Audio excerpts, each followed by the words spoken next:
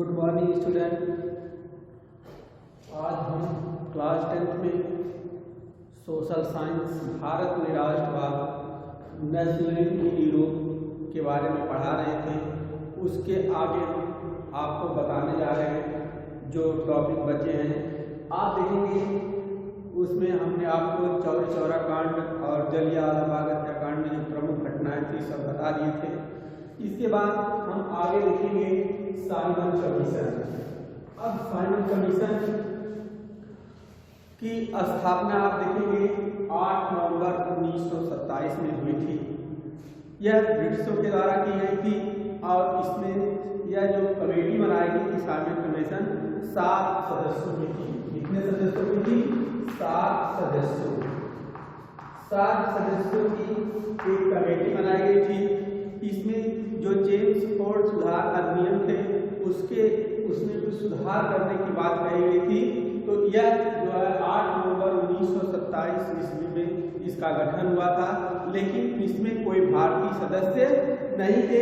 7 लोगों की सदस्य कमेटी थी, लेकिन इसमें भारतीय सदस्य न होने के कारण इसका जो है भारत में बहुत विरोध हुआ और इसके मतलब जो भी आंदोलन इसके पहले हुए थे आप देखेंगे इन सभी आंदोलन ने भारतीयों के हृदय में एक बहुत बड़ा आंदोलन खड़ा कर दिया था, जिसके कारण से अब ब्रिटिश जो सरकार थी अब भयभीत हो गई थी, क्योंकि इस समय जो है आंदोलन बहुत तीव्र गति से पकड़ लिया था।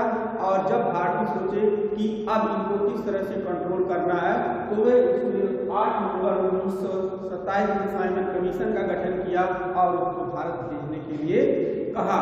और आप देखेंगे साइमन कमीशन 1928 में वह भारत आया। तो भारत कब आया? 1928 में आया। तो आप देखेंगे जैसे ही पता चला कि साइमन कमीशन जो है भारत आ रहा है तो उसके जो है विरोध में हर जगह पे आंदोलन शुरू हो गए और कहा गया कि उसको काले झंडे दिखाए गए, साइमन कमीशन वापस जाओ, साइमन कमीशन वापस जाओ का नारा दिया गया। उसी में आप देखेंगे 1928 में जो पंजाब में लाला लाजपत राय जी थे वह भी जो है साइमन कमीशन का विरोध कर रहे थे और उनके विरोध करने के कारण अंग्रेजों के द्वारा उनके ऊपर लाठीचार्ज करवा दी गई और इस तरह से उनकी मृत्यु जो है हो जाती है लाठीचार्ज के दौरान।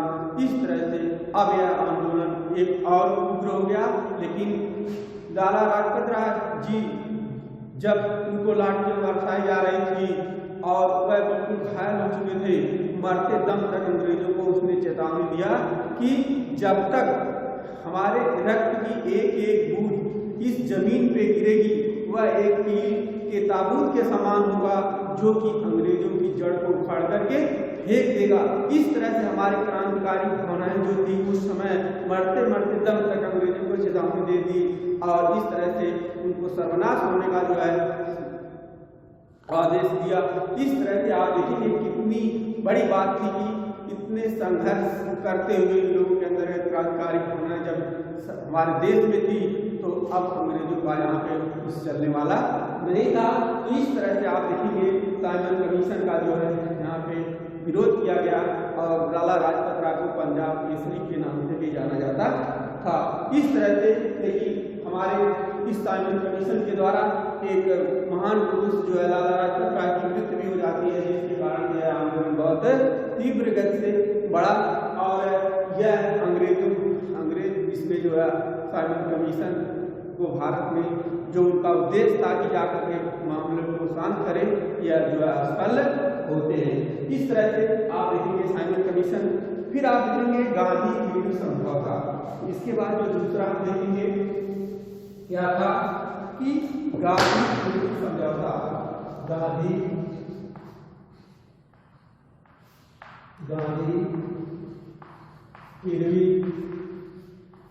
ईर्विन समझौता। गांधी समझौता देखेंगे 5 मार्च 1931 ईस्वी में। कब चला गया था? 5 मार्च 1931 ईस्वी में। 5 मार्च 1931 ईस्वी में गांधी ईर्विन समझौता होता है। आप देखेंगे गांधी जी और इरविन के बीच जो 5 मार्च 1931 ईस्वी में जो समझौता होता है उसे गांधी इरविन समझौता कहते हैं। इसमें जो है आप देखेंगे महात्मा गांधी जी ने दूसरे गोल में सम्मेलन में सम्मिलित होने के लिए जो है मतलब अपनी बात रख दी थी, अपने विचार व्यक्त कर दिए थे। लेकिन इसके पहले जबकि आप देखेंगे जो कांग्रेस जो थी जो गोल में सम्मेलन का जो बहिष्कार कर चुकी थी, लेकिन महात्मा गांधी जी अपनी बात रखे कि सोचे कि भाई कुछ हमारे देश के हित में कुछ बात हो सकती है। लेकिन आप देखेंगे गांधी इरविन समझौते में भी जो है जब ये जाते हैं वह ब्रिटिश पहुंचते हैं, लंदन गए। लंदन जाने के बाद जब ही वार्ता शुरू होती है कुछ बातों को लेकर के विवाद हो जाता है और वह फिर जो है सभा जो है भंग हो जाती है और उनका मतलब कोई बात नहीं हो पाई और वह निराश होकर के महात्मा गांधी जी वापस चले आते हैं। और जब वापस चले आते हैं तब इन्होंने दोबारा देखेंगे सविनय अवज्ञा आंदोलन जो है दोबारा चालू कर देते हैं। इस तरह से आप देखेंगे महात्मा गांधी को निराशा लगी, वहां उनकी बातों को किसी प्रकार से नहीं सुनी गई। इसी को हम कहते हैं गांधी इरविन समझौता। एक बार और समझ लें कि जैसे आप देखेंगे गांधी इरविन समझौता 5 मार्च 1921 को होता है और गांधी जी और इरविन के बीच जो समझौता होता है उसे गांधी इरविन समझौता कहते हैं। इसमें जो है महात्मा गांधी जी दूसरे गोल में सम्मेलन में भाग लेने के लिए अपने विचार व्यक्त कर दिए थे, जबकि जो कांग्रेस थी इसका विरोध कर चुकी थी। और इसके बाद महात्मा गांधी जी लंदन गए, लेकिन कुछ वार्ता होने के बाद इस बात को लेकर के वह वार्ता जो है टूट जाती है और जिसके कारण से महात्मा गांधी को हाथ निराशा लगती है। फिर वापस आते हैं, फिर उन्होंने जो है अंग्रेजों के खिलाफ जो है सविनय अवज्ञा आंदोलन प्रारंभ कर देते हैं। तो इस तरह से आप देखेंगे गांधी इरविन समझौता था।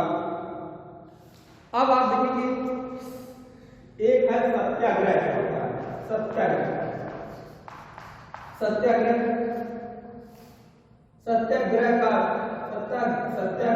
क्या? एक क्वेश्चन आएगा सत्याग्रह का मतलब आप क्या समझते हैं? सत्याग्रह मतलब महात्मा गांधी जी जिस आंदोलन को लेकर के भारत में स्वतंत्रता प्राप्त कराना चाहते थे उसे हम कहते हैं सत्याग्रह।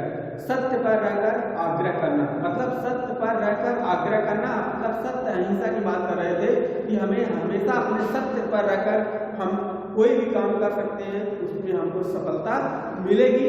इस तरह से आप देखेंगे उनका जो बहुत विचार था कि किसी प्रकार से हिंसा नहीं फैलाना है, बल्कि हम अहिंसात्मक तरीके से भारत को स्वतंत्र कराएंगे। इस तरह से उनके विचार जो थे उच्च कोटि के थे, लोगों के हृदय को छू जाने वाले थे। इसका उद्देश्य यही था अन्याय के विरुद्ध संघर्ष करने के लिए शारीरिक बल का नहीं बल्कि जो है अपने आत्मविश्वास जो सच्चे भक्ति की होनी चाहिए, जिसके तहत हम उसको स्वतंत्रता प्राप्त करा सकते हैं। इसका मतलब यही होता है सत्याग्रह का मतलब सत्य पर रहकर आग्रह करना, या सत्य पर मतलब अन्यायपूर्ण जो है बातें नहीं करना है, बल्कि न्याययुक्त बातें कह करके हमको जो है आगे बढ़ना है। इस तरह से सत्य और अहिंसा के पुजारी थे महात्मा गांधी। अपने विचारों के माध्यम से भारत को स्वतंत्रता प्राप्त कराए। इस तरह से अब अगला देखिए कि इसके बाद कुछ और आंदोलन आते हैं, जैसे महात्मा गांधी द्वारा कुछ आंदोलन है। इसमें हम देखेंगे सबसे पहले जो है देखेंगे चंपारण आंदोलन। चंपारण आंदोलन यह आप देखेंगे 1917 में कहा हुआ था? बिहार। कहा हुआ था? बिहार। यह चंपारण आंदोलन जो है 1917 में हुआ था। कहा हुआ था? बिहार में हुआ था। यह किसके लिए? यह नील की खेती के लिए हुआ था। किसके लिए? नील की खेती के लिए। आप देखेंगे नील की खेती के लिए। इसमें क्या था? नील की खेती के लिए हुआ था कि इसमें जो था कि जो अंग्रेज थे, जो बागान मालिक थे, जो बड़े बड़े बागान मालिक होते थे, अंग्रेजों के अंडर में थे, वह भारतीयों से नील की खेती करवाते थे। क्योंकि आप देखेंगे उस समय जो है नील बहुत अधिक मात्रा में जो है उगाई जाती थी और सभी कलर कपड़े को, सफ़ेद कपड़े को नीला करने के लिए यह सारी व्यवस्था थी तो की जाती थी। तो अंग्रेजों के द्वारा उन्हें लाभ कमाना होता था तो वह नील की खेती लोग करवाते थे और यहाँ जितने भारतीय लोग थे वह करना नहीं चाहते थे, क्योंकि उसमें ज़्यादा पैदावार मतलब ज़्यादा उर्वरक शक्ति लगती थी, ज़्यादा खाद पानी सारी व्यवस्था लगती थी, तो वह उनके खेत जो है फिर जो है मतलब अनउपजाऊ हो जाते थे, जिसके कारण से वे लोग करना नहीं चाहते थे और बागान मालिक जबरदस्ती उनको खेती करवाना चाहते थे। आप देखेंगे 3/20 मतलब 3/20 भाग में जो है उनको खेती करना होता था 3 हिस्से में, और इस तरह से जो कि भारतीयों के लिए बहुत सही नहीं था। और एक बात यहाँ की जो थी कि जो भी ब्रिटिश बागान मालिक थे वह इनकी खेती करते थे भारतीय लोग, और उनका मूल्य निर्धारण करने का काम कौन करते थे? ब्रिटिश करते थे, जिसके कारण से अब जो उनका मूल्य निर्धारण कर देंगे, चाहे कम करे चाहे ज्यादा करे, उन्हीं के मूल्य पर उनको बेचना पड़ता था, जिसके कारण से अब भारतीयों में रोष बहुत ज्यादा हो गया था। क्योंकि आप देखेंगे जो लागत थी सबसे अधिक थी लग जाती थी, अब उनको जो है मुनाफा होने के बजाय बल्कि घाटा होने लगता था। तो जिस कारण से अंग्रेजों ने यह रेट निर्धारण करने की बात उठा गई, उसी के विरोध में यह आंदोलन बढ़ा। अब आप देखेंगे यहाँ पे क्या होता है, एक बार जो है लखनऊ में सम्मेलन होता है, तो वहां पे सम्मेलन में आप देखेंगे राजकुमार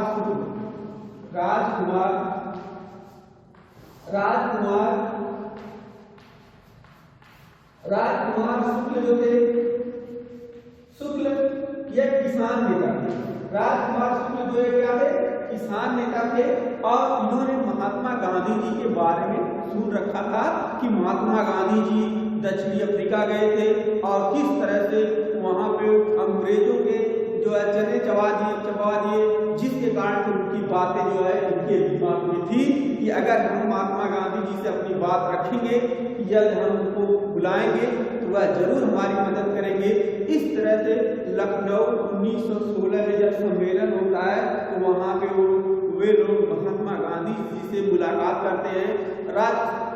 राजकुमार शुक्ल के द्वारा महात्मा गांधी जी से विनम्र निवेदन करते हैं कि सर आइए एक बार बिहार में हमारे जो यहाँ पे किसानों की स्थिति बहुत दयनीय बनी हुई है, क्योंकि अंग्रेजों के द्वारा जो मूल्य निर्धारित कर दिए गए हैं उनके द्वारा जो है भारतीयों को बहुत नुकसान हो रहा है और नील की खेती जबरदस्ती कराई जा रही है, जिसके कारण से सभी लोग परेशान हो चुके हैं। इसलिए एक बार आप वहाँ पे आइए और इसके बाद उनकी बातें रखिए। इस तरह से महात्मा गांधी जी आप देखेंगे गांधी जी के नेतृत्व में 1917 में चंपारण पहुंचते हैं, और पहुंचने के बाद आप देखेंगे उनके साथ डॉक्टर राजेंद्र प्रसाद, जेबी कृपलानी और महादेव देसाई,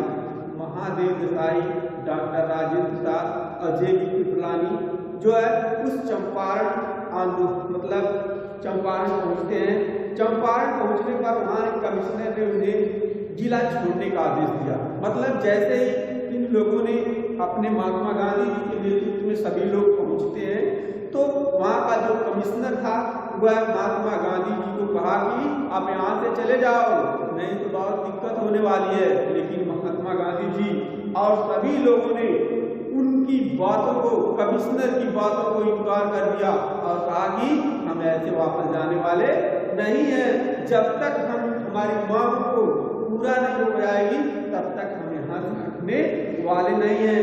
और सत्याग्रह का आंदोलन चला, और इस तरह से आप देखेंगे जिससे कि अब वहाँ की जो कमिश्नर थी उसको झुकना पड़ा और फिर जाकर के उनकी मांगों को स्वीकार कर लिया गया। इस तरह से आप देखेंगे महात्मा गांधी जी द्वारा यह पहला आंदोलन था 1917 में भारत में महात्मा गांधी का, जो कि सफल हुआ, और इन सफलता से महात्मा गांधी जी के आत्मविश्वास और सभी लोगों का आत्मविश्वास बढ़ता है, जिसके कारण से यह आंदोलन सफल हुआ और लोगों को, भारतीय लोगों को जो ये नील की खेती की जा रही थी, अब उनको जो है इनसे मुक्ति मिल गई और इस तरह से वे लोग अपने मनमाने तरीके से अब खेती कार्य करने लगे। तो इस आंदोलन को हम चंपारण आंदोलन 1917 कहाँ हुआ था, बिहार में के नाम से जानते हैं। यह आएगा क्वेश्चन कि महात्मा गांधी जी द्वारा किए गए सत्याग्रह आंदोलनों का वर्णन कीजिए। तो सबसे पहला आंदोलन जो है ये था महात्मा गांधी जी का, तो चंपारण आंदोलन। तो समझ में आ गया। तो इस तरह से इसको आपको याद रखना होगा। इसके बाद हम देखेंगे जो है दूसरा आंदोलन जो महात्मा गांधी जी का था, इसमें खेड़ा सत्याग्रह, इसमें खेड़ा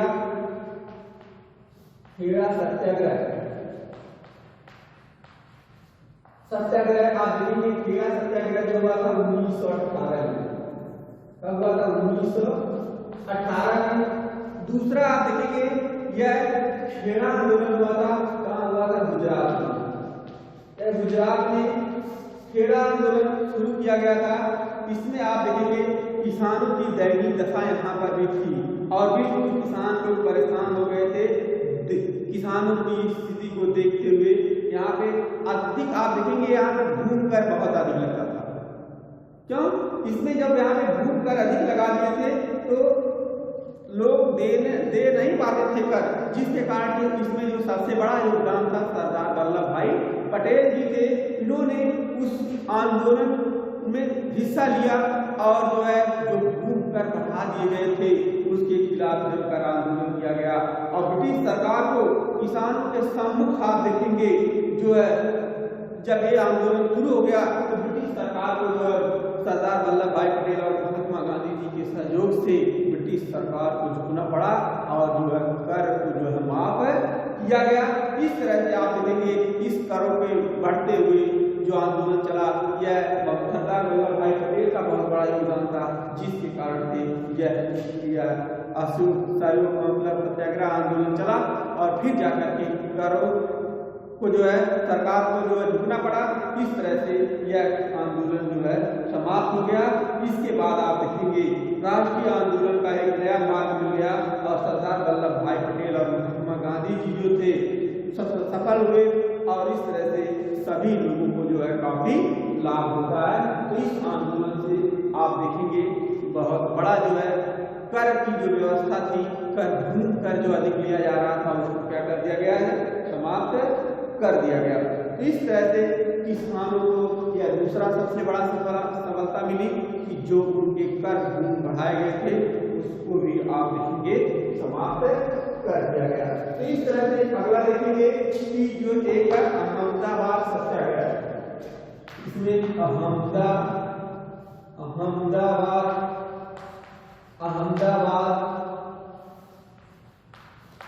सत्याग्रह, इसमें क्या हुआ, यह भी आप देखेंगे सत्याग्रह जो हुआ था 1918 में हुआ था।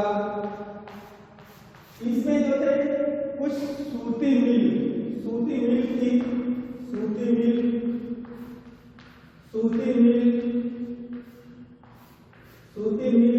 थी, सूती मिल कपड़ों की थी। इसमें आप देखेंगे कपड़ों की सूती मिल थी बहुत बड़ी और इसमें भी आप देखेंगे 1918 में आंदोलन शुरू होता है। यह भी आप देखेंगे गुजरात में ही पड़ता है। इसमें मजदूर वेतन की वृद्धि कराने के लिए आंदोलन कर रहे थे। जो मजदूर थे उस समय जब काम कर रहे थे उनको वेतन जो है बहुत कम मिलता था। कम मिलने के कारण आप देखेंगे कि लोगों का जीवन चर्या सही तरीके से नहीं चल पा रही थी, उनका पालन पोषण अपने परिवार का नहीं कर पा रहे थे, जिसके कारण से वह अपने वृद्धि जो है समय के अनुसार अपने वेतन में वृद्धि चाहते थे, लेकिन मालिकों द्वारा ऐसा करने से मना कर दिया गया।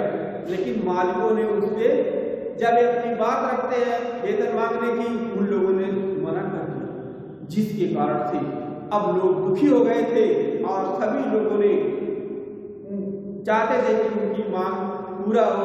इस तरह से आप देखेंगे महात्मा गांधी जी को बात का पता चलता है।